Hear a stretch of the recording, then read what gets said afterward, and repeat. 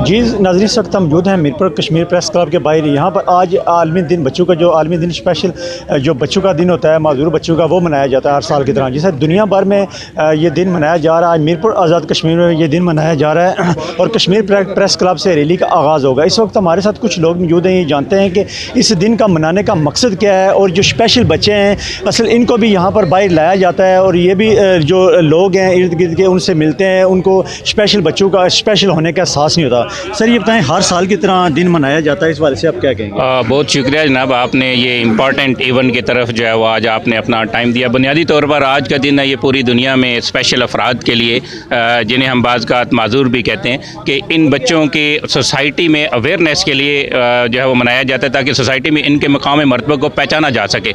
और वो इसलिए है कि ये जो हमारी सोसाइटी में आम तौर पर ऐसे लोगों को बाज़ नज़रअंदाज कर दिया जाता है।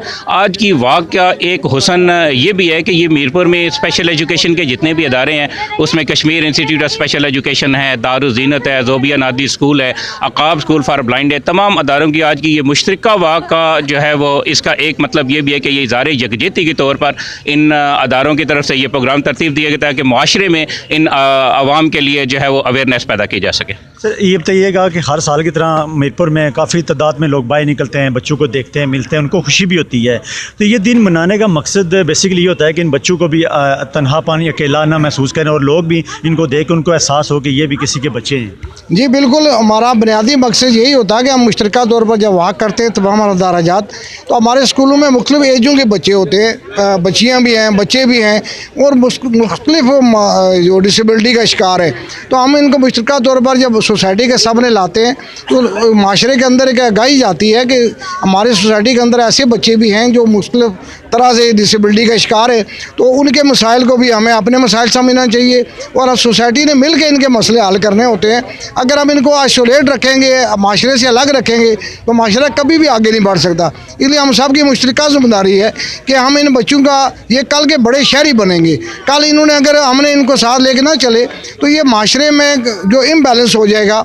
इसलिए बड़ा ज़रूरी है कि हम उनको, जैसे ये अदारे काम कर रहे हैं, अपनी मदद आपके तहत काम कर रहे हैं और ये सारी इनकी एजुकेशन, रिहेबिलिटेशन और इनको बाकी भी जो साइकोलॉजिकली इनके जो इफेक्ट्स हैं उनको रिमूव करने के लिए हम सारे मुश्तरका जदोजहद करते हैं।